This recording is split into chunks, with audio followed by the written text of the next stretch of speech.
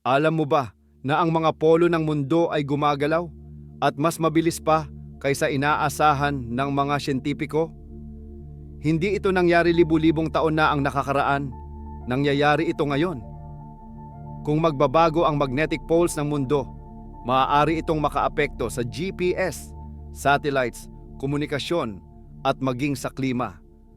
Ang tanong ay, posible kayang mangyari ito sa ating panahon? Ito ang dahilan kung bakit lumalaki ang pag-aalala ng mga eksperto. Sa ngayon, sa ilalim ng iyong mga paa, may kahanga-hangang nangyayari. Sa kailaliman ng core ng mundo, may napakalaking karagatan ng tunog bakal na umiikot sa mga paraan na nagsisimula pa lamang maunawaan ng mga siyentipiko. At ito ay nagiging sanhi ng pagtakbo ng magnetic North Pole ng mundo sa buong Arctic, sa bilis na hindi pa kailanman naitala sa modernong kasaysayan. Noong Disyembre 2024, naglabas ang mga siyentipiko ng agarang update sa World Magnetic Model, ang sistema na nagpapanatiling tama ang nabigasyon ng bawat GPS device, smartphone, sasakyang panghimpapawid, at barko sa planeta. Ang dahilan?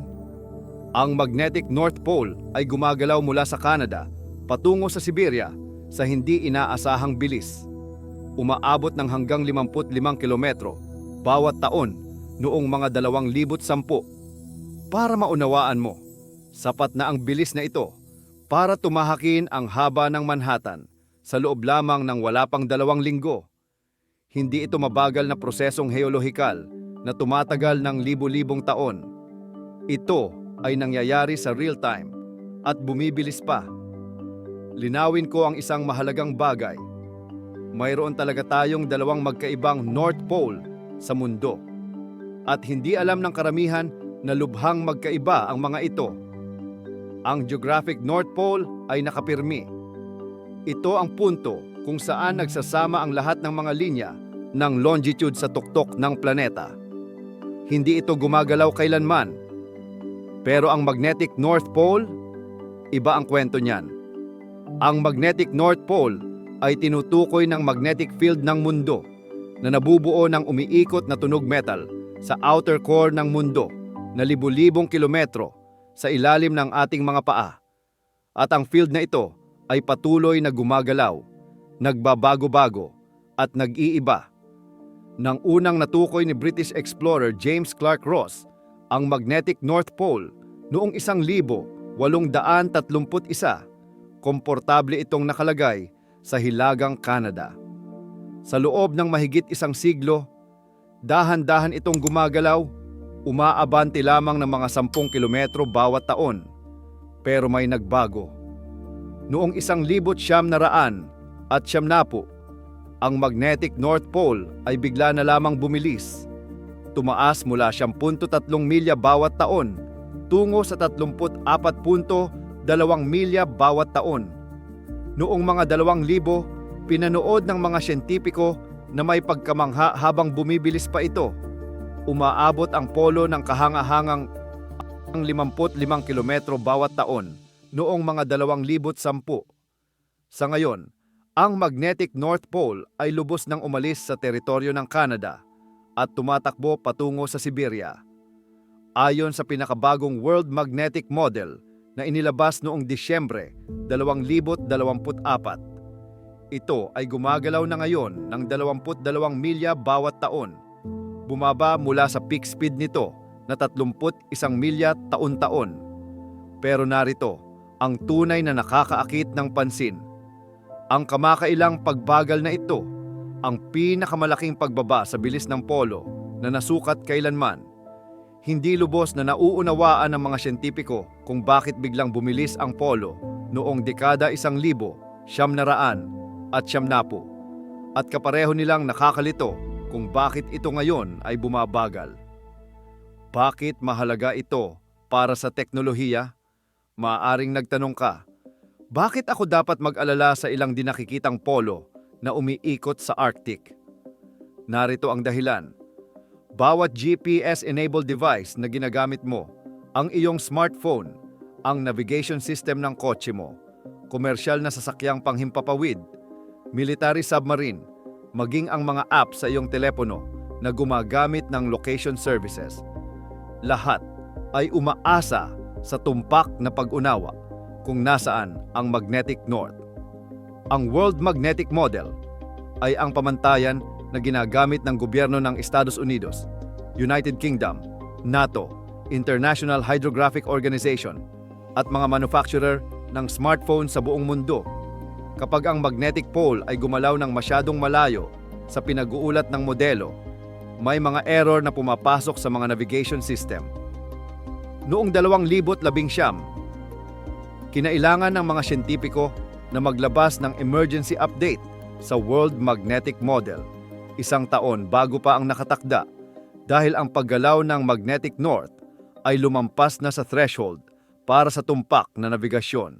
Isipin mo kung ano ang ibig sabihin niyan. Mga sasakyang panghimpapawid na lumilipad sa polar routes, mga barkong nag-navigate malapit sa Arctic, mga military operation, lahat ay kinailangang mag-recalibrate ng kanilang mga sistema sa gitna ng cycle dahil ang magnetic field ng mundo ay nagbabago ng mas mabilis kaysa inaasahan. Ang Disyembre 2024 update ay may kasamang walang katulad, isang high-resolution na version ng World Magnetic Model, habang ang standard na modelo ay may spatial resolution na 3,300 kilometro sa Ecuador. Ang bagong high-resolution na version ay nagpapabuti nito sa 300 kilometro lamang. Ang level na ito ng presisyon ay hindi pa kailanman naging available noon at kailangan ito partikular dahil ang magnetic field ay umaaksyon ng hindi mahuhulaan. Ang South Atlantic Anomaly, lumalaking pag-alala. Pero ang gumagalaw na magnetic pole ay bahagi lamang ng kwento. May isa pang phenomenon na nagpapaalala sa mga siyentipiko, ang South Atlantic Anomaly. Umaabot mula South America sa South Atlantic Ocean patungo sa Africa. May malawak na rehiyon kung saan ang magnetic field ng mundo ay hindi pangkaraniwang mahina. At ang kamakailang satellite data ay nagpapakita ng nakakabahala. Ang South Atlantic Anomaly ay lumaki ng area na halos kalahati ng laki ng continental Europe mula 2014. Mas nakakabahala pa, ang isang rehiyon sa timog kanluran ng Africa ay nakaranas ng pinabilis na paghina mula 2020. Bakit ito mahalaga? Ang magnetic field ng mundo ay kumikilos tulad ng isang di nakikitang kalasag na nagpoprotekta sa atin mula sa nakakaharmang cosmic radiation at charged particles mula sa araw. Sa mga rehiyon kung saan ang field ay mas mahina, mas maraming radiation na ito ang makapasok na mas malapit sa ibabaw ng mundo. Ang mga satellite na dumadaan sa South Atlantic Anomaly ay nalantad sa mas mataas na antas ng radiation na maaaring magdulot ng hardware malfunction, pinsala o maging kumpletong blackout. Ang Hubble Space Telescope, halimbawa, regular na nag-shutdown ng ilan sa mga electronics nito kapag dumadaan sa zone na ito upang maiwasan ang pinsala. Pero hindi lang mga satellite ang dapat pag-alalahanin. Ang mga astronaut na dumadaan sa anomaly ay nakakaranas din ng mas mataas na dosis ng charged particles na nagpapataas ng kanilang long-term cancer risk. Simula Enero 2026, ang anomaly ay patuloy na lumalaki at naghahati sa maraming cells na lumilikha ng mga bagong hamon para sa mga satellite operator at space agency sa buong mundo. Kaya ano nga ba ang tunay na sanhi ng lahat ng ito? Ang sagot ay halos 3,000 kilometro sa ilalim ng ating mga paa sa outer core ng mundo. Ang rehiyon na ito ay puno ng tunog bakal na umaagos sa komplikado at mabalasik na mga pattern. Habang ang electrically conductive iron na ito ay gumagalaw sa pamamagitan ng umiiral na magnetic fields, ito ay bumubuo ng electric currents na naman ay lumilikha ng magnetic field ng mundo. Natukoy ng mga siyentipiko ang 3 posibleng salik sa likod ng hindi pangkaraniwang pag-uugali ng magnetic pole. mga pagbabago sa daloy ng tunog bakal sa ilalim ng crust ng mundo, high-energy solar particles na nakikipag-ugnayan sa magnetosphere, at ang phenomenon na nauugnay sa kasaysayan ng mundo ng magnetic pole reversals.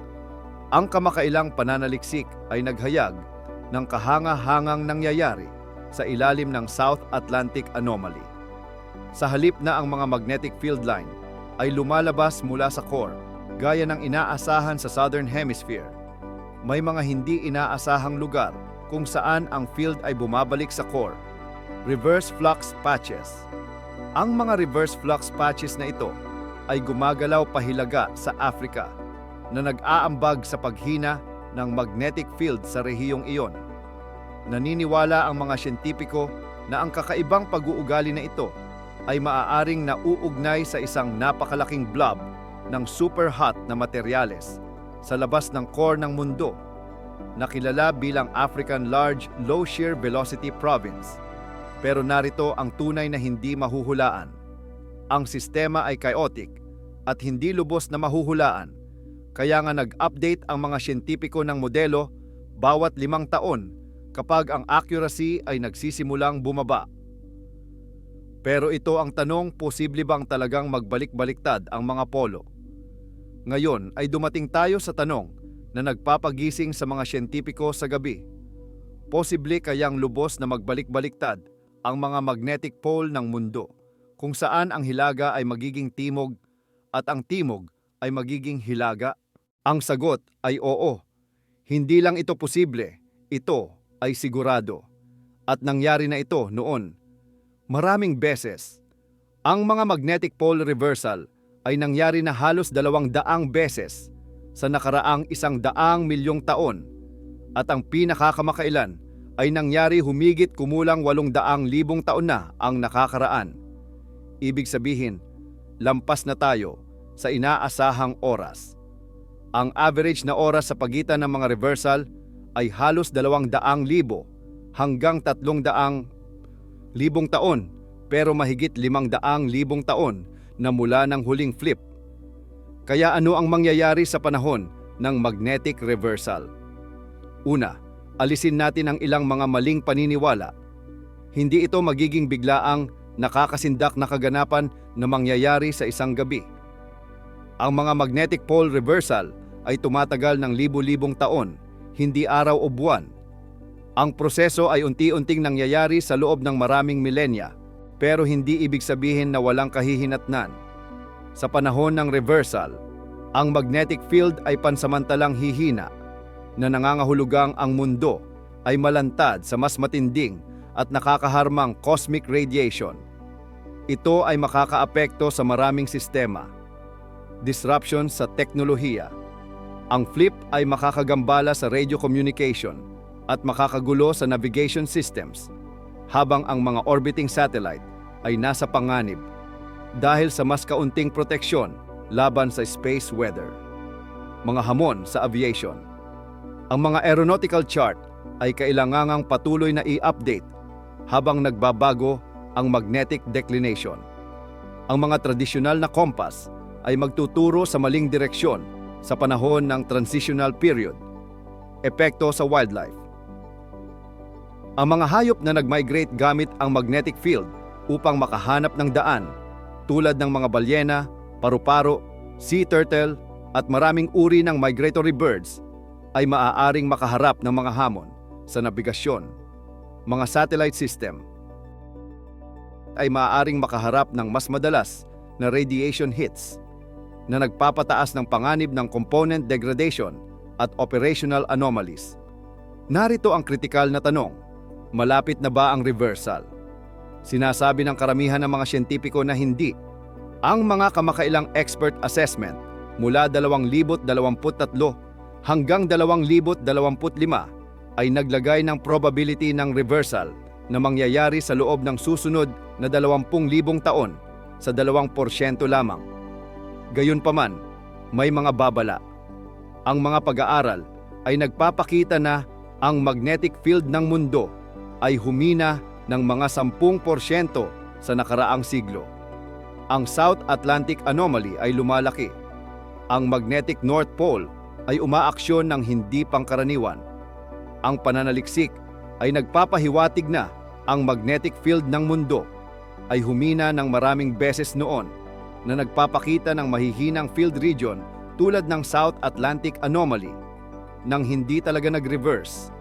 Ang nakikita natin ay maaaring simpleng normal na fluctuation sa decade to century timescale. Gaya ng sinabi ng isang geophysicist, hindi pa tayo nakaranas ng reversal noong umiiral na ang modernong teknolohiya. Sigurado na magiging kawili-wili ang oras na yon para sa mga engineer na mag-adapt ng ating teknolohiya. Pero sana ay may mabagal. Siglo habang pagtaas sila sa halip na anumang biglang pagbabago. So ano ang ginagawa ng mga siyentipiko ngayon? Ang magandang balita ay hindi nakaupo lang ang mga siyentipiko. Aktibo nilang sinusubaybayan ang magnetic field ng mundo na may walang katulad na presisyon. Ang SWARM satellite constellation ng European Space Agency na inilunsad noong 2013 ay binubuo ng 3 satellite na nagtutulungan upang i-map ang geomagnetic field sa real time. Ang mga satellite na ito ay nagbigay ng pinakamahabang tuloy-tuloy na pagsubaybay sa magnetic field ng mundo hanggang ngayon na naghahayag ng mga komplikado na hindi alam ng mga siyentipiko na umiiral. Noong Disyembre 2024, inilabas ang World Magnetic Model 2025 na naghuhula ng mga pagbabago sa magnetic field ng mundo para sa susunod na 5 taon at nagdadala ng mahahalagang pagpapabuti sa mga global navigation system. Ang update ng modelo na ito ay may kasamang adjusted magnetic blackout zones malapit sa mga polo, mga rehiyon kung saan ang magnetic field ay nagiging sobrang erratic na, ang mga kompas ay nagiging hindi mapagkakatiwalaan para sa nabigasyon. Samantala, ang mga supercomputer simulation ay nagmomodelo ng mabalasik na paggalaw ng liquid iron sa outer core ng mundo na sumusubok na maunawaan kung paano ang mga instability sa geodynamo ay maaaring makagawa ng mga episode ng paghina, excursion at kumpletong reversal. Ang NASA at NOAA ay patuloy na sinusubaybayan ang South Atlantic Anomaly na nagsimulang maghati mula isang valley tungo sa 2 cell na may mga modelo na nagpapakita na ang split na ito ay magpapatuloy sa 2025 at lampas pa. At ano ang ibig sabihin nito para sa sangkatauhan? Kaya narito tayo ngayong Enero 2026. Ang magnetic North Pole ng mundo ay kasalukuyang malapit sa Siberia kaysa sa Canada. Gumagalaw ng humigit kumulang 36 na kilometro bawat taon. Bumaba mula sa peak speed nito pero mabilis pa rin ayon sa kasaysayan.